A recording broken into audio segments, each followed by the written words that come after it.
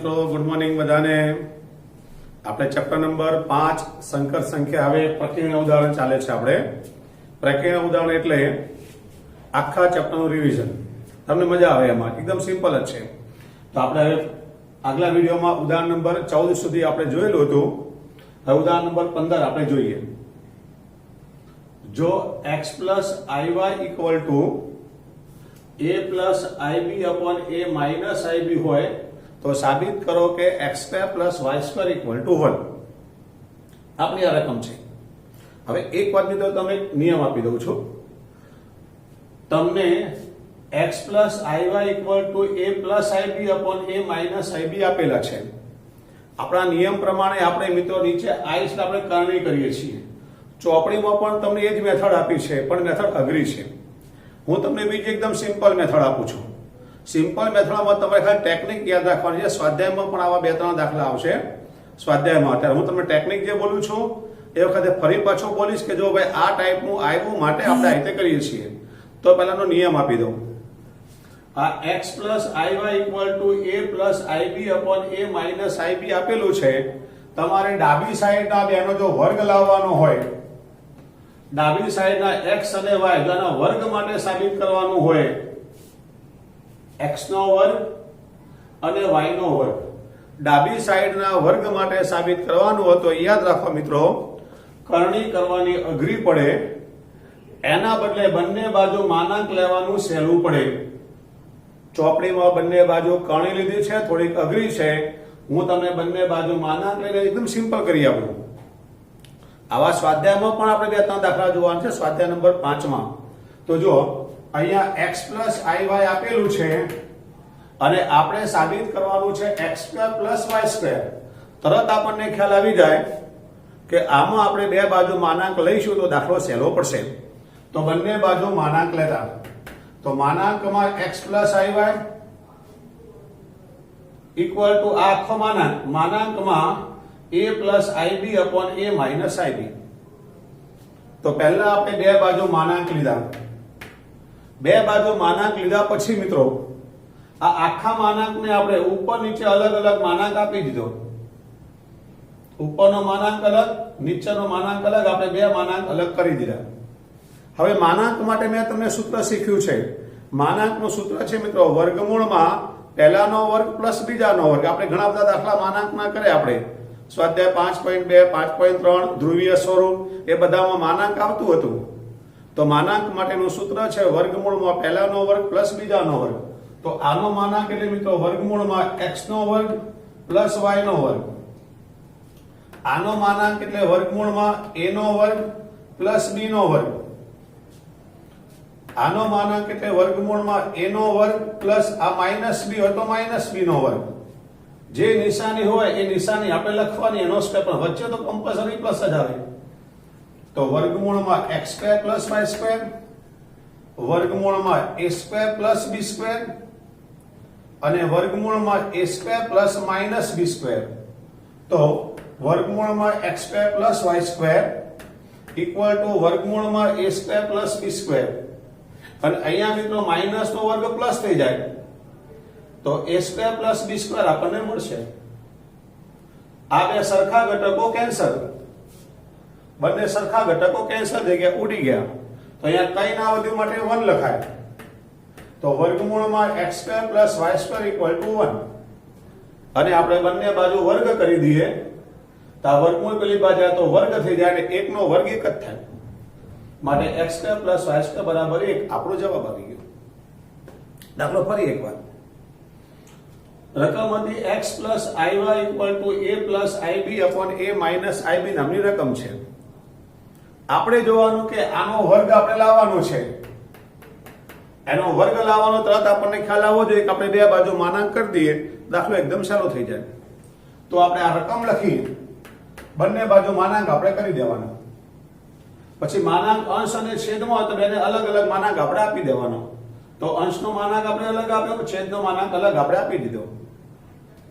ત્યાર પછી આગળ માનાંક એટલે મિત્રો વર્ગમૂળમાં પહેલાનો સ્ક્વેર અને બીજાનો સ્ક્વેર। તો અહીંયા પણ મિત્રો વર્ગમૂળમાં a નો વર્ગ પ્લસ b નો સ્ક્વેર, વર્ગમૂળમાં a નો સ્ક્વેર પ્લસ માઈનસ b નો સ્ક્વેર। આ પ્રમાણે થઈ ગયું.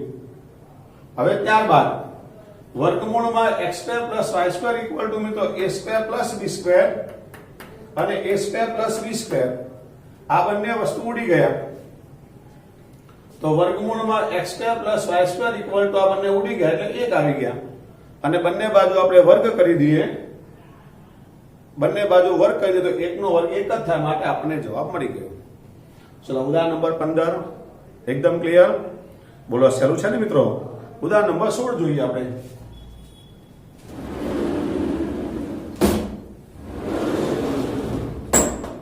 ઉદાહરણ નંબર 16 ની મિત્રો રકમ છે 3 + 2i sin θ upon 1 - 2i sin θ. શુદ્ધ વાસ્તવિક સંખ્યા હોય. શુદ્ધ વાસ્તવિકનો મતલબ એવો થાય આમાં કાલ્પનિક સંખ્યા નથી, એટલે જે કાલ્પનિક સંખ્યા આવશે એના બરાબર 0 મૂકી દેવાનું, તો θ આપણે મેળવવાનો છે. તો પહેલા આપણી રકમ z = 3 + 2i sin θ upon 1 - 2i sin θ. આપણા નિયમ પ્રમાણે પહેલા નીચેનો i આપણે કાઢી નાખવાનો. નીચેનો i કાઢવા માટે આપણે આની ગણતરી કરવી પડશે. તો 3 + 2i sin θ upon 1 - 2i sin θ. અહીંયા 1 + 2i sin θ અને 1 + 2i sin θ આપણે એની ગણતરી કરી. હવે આપણે કૌંસ છોડી દઈએ. તો 3 × 1 એટલે 3, 3 × 2i એટલે 6i sin θ, 2i sin 2 એટલે 2i sin θ, અને આનો આની સાથે ગુણાકાર 2 × 2 4, 4i² sin² θ. ટૂંકમાં મિત્રો આપણે ઉપર અંશમાં 3 વડે આ બંનેને ગુણ્યા છે, પછી 2i sin θ વડે આ બંનેને આપણે ગુણ્યા છે. હવે નીચે પહેલો ઘટક સરખો છે, બીજો ઘટક સરખો છે, વચ્ચે માઈનસ અને પ્લસનો ખાલી ડિફરન્સ હોય તો પહેલાનો સ્ક્વેર વચ્ચે માઈનસ કરી બીજાનો સ્ક્વેર, આવું આપણે લખી નાખવાનું. a + b અને a - b નું આપણું સૂત્ર છે a² - b² વાળું. હવે આ 3 m ના 6i sin અને 2i sin, તો આ બંને મિત્રો સરખા છે, i sin તો 6 અને 2 નો સરવાળો થાય 8i sin θ. i² એટલે -1 આપણને ખબર છે, તો i² ને બદલે -1 મૂકી દઈએ તો -4 sin² θ. નીચે 1 નો વર્ગ 1 -2 નો વર્ગ 4 i² sin² θ. હવે આ i વાળો ઘટક છે એ કાલ્પનિક કહેવાય. કાલ્પનિકને સાઈડમાં ગોઠવી દો, અને આ બેમાંથી કોઈમાં i નથી માટે વાસ્તવિક કહેવાય, તો વાસ્તવિકને આપણે આગળ મૂકી દો. તો 3 - 4 sin² θ વાસ્તવિક, 8i sin θ કાલ્પનિક. અને નીચે i² એટલે -1 કરી દઈએ આપણે, તો એ -1 આગળ આવી જાય તો 1 + 4 sin² θ આવું આપણને મળશે. આનું સાદુરૂપ આપણને આ મળી ગયું. હવે છેદ વિભાજન કરી દેવાનું, એટલે આખો છેદ આપણે વાસ્તવિકને પણ આપવાનો, આખો છેદ આપણે કાલ્પનિકને પણ આપવાનો. તો 3 - 4 sin² θ નીચે 1 + 4 sin² θ અને 8i sin θ નીચે 1 + 4 sin² θ. આ ભાગ આખો વાસ્તવિક મળ્યો, આ ભાગ આખો આપણે કાલ્પનિક મળી ગયો. હવે શુદ્ધ વાસ્તવિક સંખ્યા શબ્દ વાપર્યો છે, તો મતલબ આનો જવાબ માત્ર વાસ્તવિક સંખ્યા જ છે, શુદ્ધ વાસ્તવિક છે, કાલ્પનિક નથી. તો આ નથી મતલબ આ 0 છે. શુદ્ધ વાસ્તવિકનો મતલબ વાસ્તવિક છે પણ કાલ્પનિક નથી. કાલ્પનિક એટલે i વાળો ઘટક મિત્રો 0 છે. તો આના બરાબર જો હવે શુદ્ધ વાસ્તવિક સંખ્યા હોવાથી કાલ્પનિક સંખ્યા 0 થાય. તો કાલ્પનિક સંખ્યા એટલે i ના સહગુણક વાળી કે મેં કૌંસમાં લખી આપ્યું તમને બરાબર ખ્યાલ આવે એટલા માટે. તો હવે કાલ્પનિક સંખ્યા એટલે આ, તો 8i sin θ upon 1 + 4 sin² θ બરાબર 0. આ પેલી બાજુ ગુણાકારમાં જાય તો આખું પર 0 થઈ જાય, તો 8i sin θ બરાબર 0. આ 8 અને i બંને મિત્રો નીચે જતા રહે, તો sin θ બરાબર 8i 0 નીચે કાંઈ પણ એટલે 0 થઈ જાય. તો sin θ બરાબર 0 નો મતલબ θ બરાબર k π. હવે k π કેમ આવ્યું તમને સમજાવું. આપણે એકમ વર્તુળ યાદ કરીએ. આપણે અહીંયા બધા બેકી પાઈ 0 2 પાઈ 4 પાઈ 6 પાઈ બધા બેકી પાઈ આ બાજુ આવે, તમામ પ્રકારના એકી પાઈ આ બાજુ, પાઈ 3 પાઈ 5 પાઈ બધું આ બાજુ આવે. એ ઉપરાંત મેં તમને અહીંયા લખાવી દઉં કે આના આયામ આ a ડેશ, આ b અને b ડેશ, એના આયામ થાય 1 0. યાદ કરો, આના આયામ -1 0. ત્રિકોણમિતિનો આખો વિડિયો મેં તમને અલગ આપ્યો છે અને એની અંદર મેં તમને આ બે વસ્તુ શીખવાડી છે.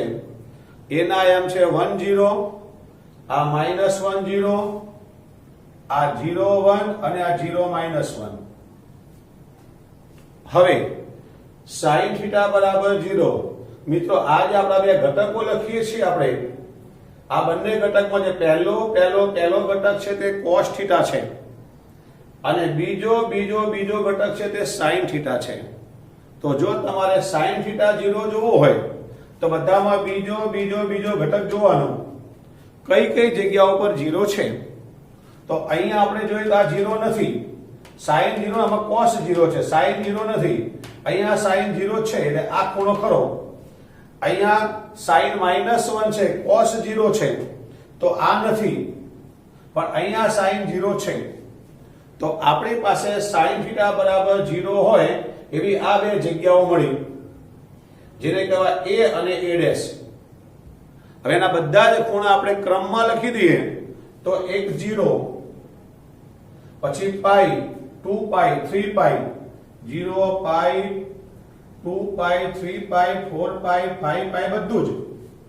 જો પાઈ, 3 પાઈ, 5 પાઈ આગળ 0 છે, 0 2 પાઈ, 4 પાઈ આગળ 0 છે. બંનેને આપણે મિક્સ કરી દઈએ તો 0 પાઈ, 2 પાઈ, 3 પાઈ, 4 પાઈ, 5 પાઈ બધા આગળ 0 કહેવાય. અને આને શોર્ટ ભાષામાં લખાય k પાઈ.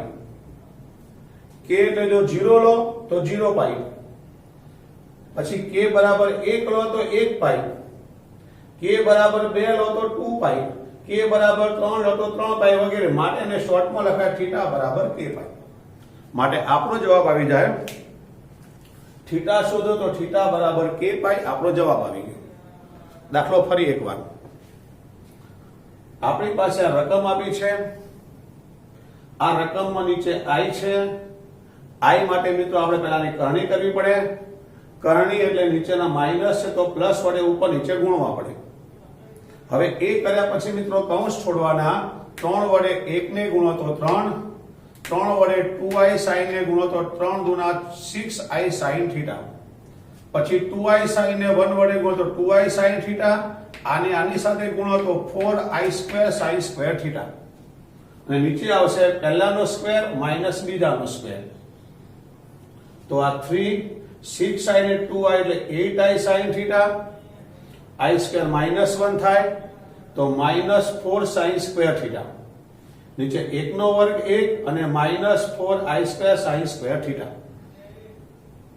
હવે આ આવ્યા પછી મિત્રો કાલ્પનિક વાળી વસ્તુ આખી અલગ અને વાસ્તવિક વાળી બંને વસ્તુને ભેગા કરી નાખો તો 3 4 sin square θ plus 8 sin θ upon આ i² એટલે -1 તો માઈનસ આગળ મૂકો એટલે 1 પ્લસ 4 sin સ્ક્વેર θ થઈ ગયા.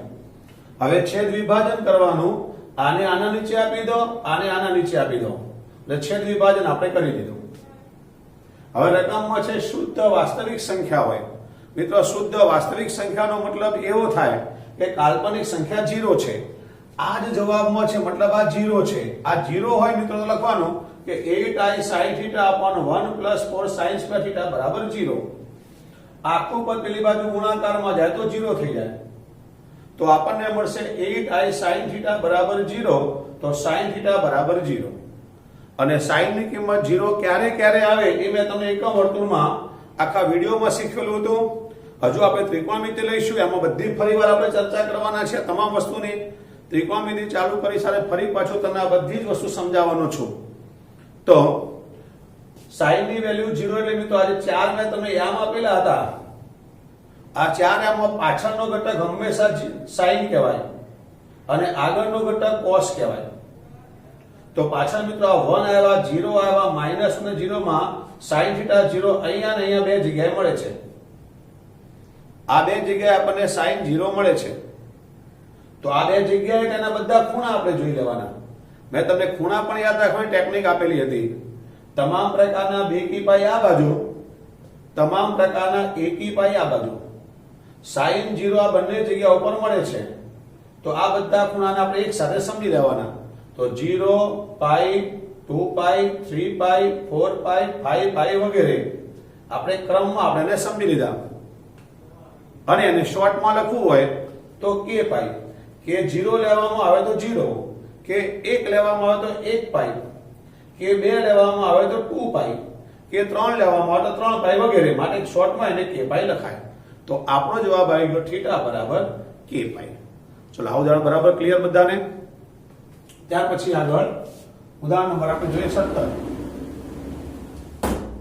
ઉદાહરણ number 17, z equal to 1 minus I upon cos pi by 3 plus I sin pi by 3. આ મિત્રો આપણી રકમ છે, આને આપણે ધ્રુવીય સ્વરૂપમાં ફેરવવાનું છે. તેને આપણે ધ્રુવીય સ્વરૂપમાં ફેરવીએ. જો જરા z equal to રકમ છે મિત્રો I minus 1, રકમ છે મિત્રો z is equal to I minus 1 છે, I minus 1 upon cos pi by 3 plus I sin pi by 3.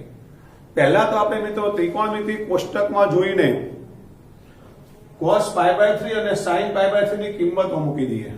ત્રિકોણમિતિ કોષ્ટક આપણે વિડિયોમાં ભણાવ્યું તો 10માં તમે ભણી ગયા હતા.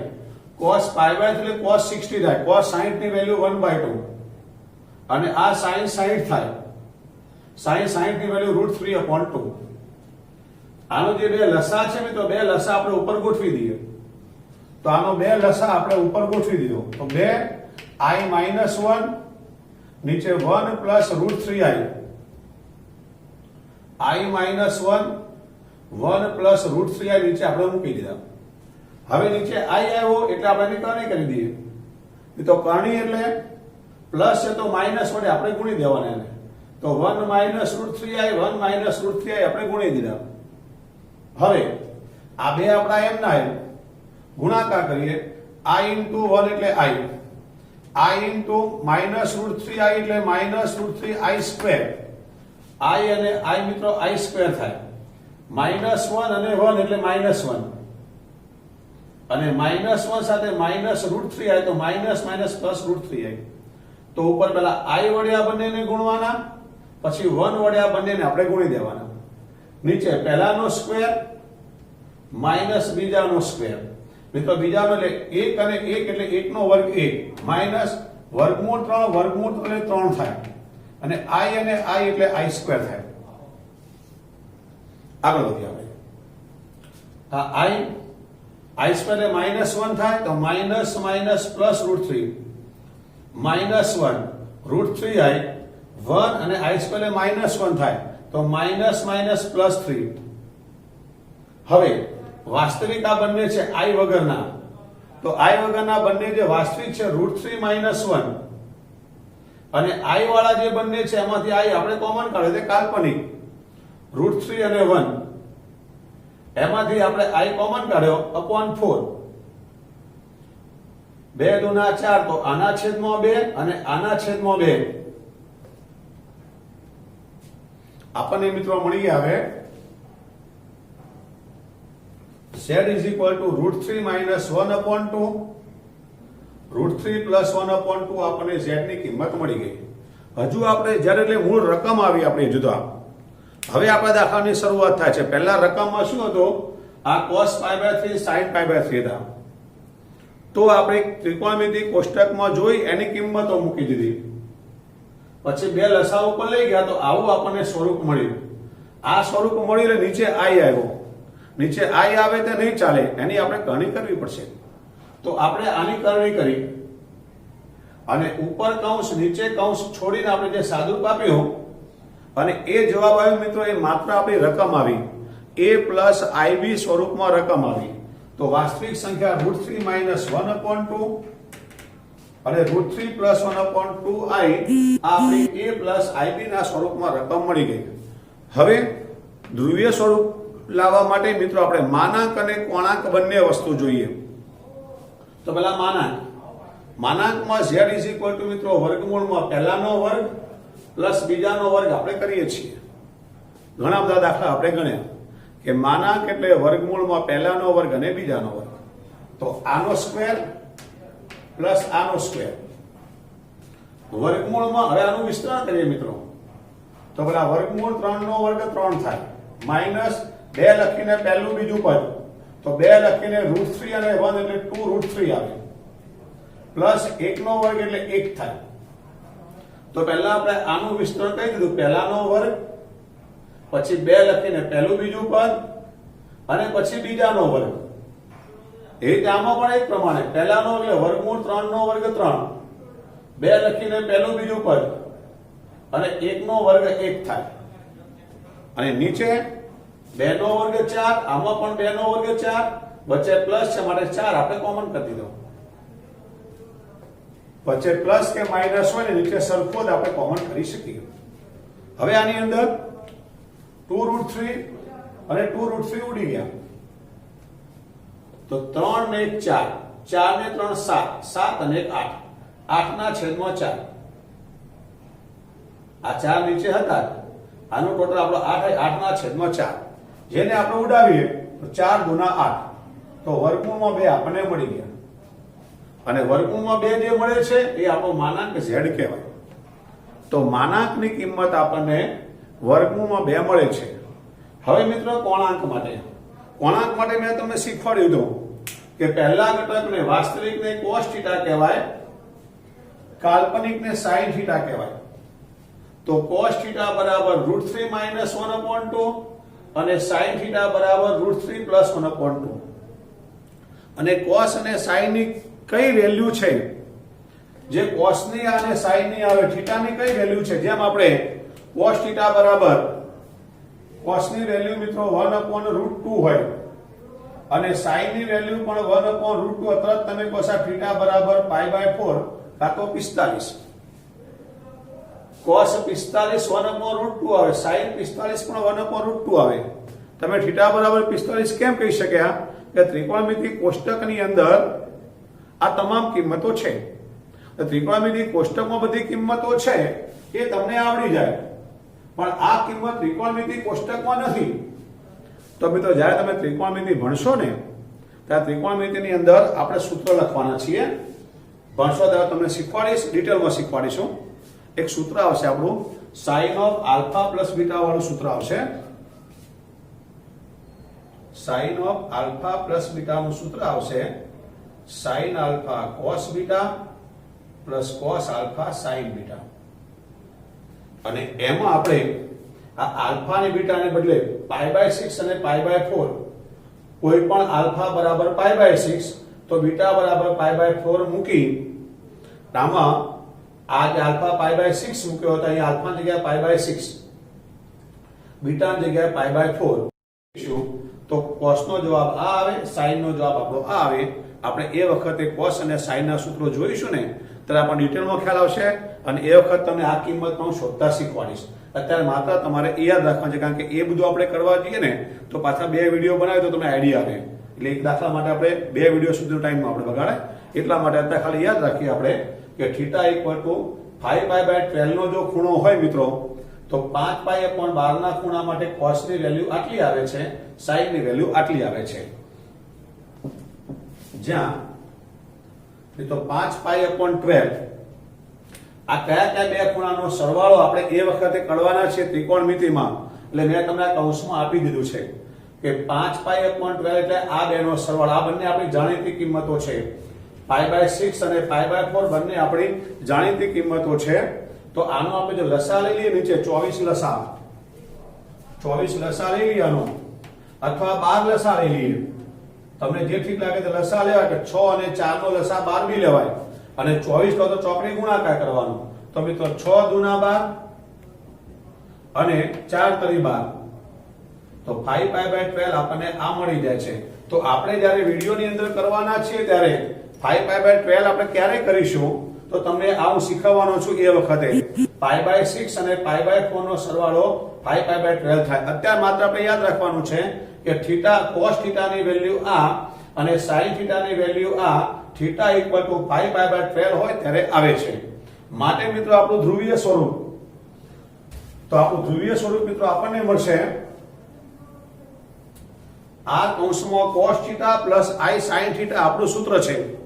તો r એટલે વર્ગમૂળમાં 2 અને cos થીટા એટલે 5π/12 પ્લસ i sin થીટા એટલે 5π/12 માટે આપણો મિત્રો જવાબ આવી ગયો ધ્રુવીય સ્વરૂપનો જવાબ આવી ગયો વર્ગમૂળ 2 cos 5π/12 પ્લસ i sin π/12 આને મિત્રો ફરી એકવાર આપણે જોઈ લઈએ તો z આપણી આ રકમ છે પહેલા આપણે મિત્રો cos π/3 ની વેલ્યુ મૂકી sin π/3 ની વેલ્યુ મૂકી બે આપણે લસા ઉપર લઈ ગયા તો i - 1 અને 1 + √3i આપણને મળ્યા નીચે i આવ્યા માટે આપણે એની કરણી કરી દીધી કરણી એટલે પ્લસ હોય તો માઈનસ વડે ઉપર નીચે ગુણ્યા પછી i વડે બંનેને ગુણ્યા આપણે અને 1 વડે બંનેને ગુણ્યા અને નીચે તો મિત્રો પહેલાનો સ્ક્વેર એટલે 1 નો સ્ક્વેર 1 - √3i². હવે બંને જગ્યાએ જે i² દેખાય છે -1 આપણે મૂકી દીધા બાકીનું આપણે બેઠું કર્યું હવે જે વાસ્તવિક ભાગ હતો આપણો વાસ્તવિકને આપણે આગળ મૂક્યો કાલ્પનિકમાંથી આપણે i કોમન કાઢીને કરી નાખ્યું અને નીચે આપણા 4 આવ્યા 2 દુના 4 તો આના છેદમાં 2 આના છેદમાં 2 એવું આપણે અલગ અલગ કરી દીધું હવે ધ્રુવીય સ્વરૂપ લાવવા માટે પહેલું આપણું માનાંક એટલે વર્ગમૂળમાં પહેલાનો સ્ક્વેર પ્લસ બીજાનો સ્ક્વેર આનું આપણે વિસ્તરણ કર્યું આનું વિસ્તરણ આપણે કરી દીધું નીચે 2 નો વર્ગ એટલે 4 ઉડે તે આપણે ઉડાડી મૂક્યા તો આપણને z ની વેલ્યુ વર્ગમૂળમાં 2 મળી ગઈ પછી કોણાંક માટે મિત્રો કોણાંકમાં પહેલા ઘટકને cos થીટા કહેવાય બીજા ઘટકને sin થીટા કહેવાય આપણે પેલામાં tan થીટાનું સૂત્ર મૂકતા હતા પણ એના કરતા અહીંયા મિત્રો આવું મોટું સ્વરૂપ આવે ને તો આ એકદમ ઈઝી પડી જાય આપણને અને આ વેલ્યુ તમે જ્યારે ત્રિકોણમિતિ ચેપ્ટર ભણશો ત્યારે એમાં હું તમને શીખવાડીશ કે 5π/12 હોય ત્યારે cos ની આ કિંમત આવે છે sin ની આ કિંમત આવે છે એને આપણે સૂત્રમાં સાબિત કરવાના જ છીએ તો અત્યારે ખાલી યાદ રાખજો કે θ બરાબર 5π/12 માટે આપણું ધ્રુવીય સ્વરૂપ r કૌંસમાં cos θ પ્લસ i sin θ તો r એટલે આપણા વર્ગમૂળમાં 2 અને cos θ એટલે 5π/12 i sin 5π/12 બરાબર આગળ વધીએ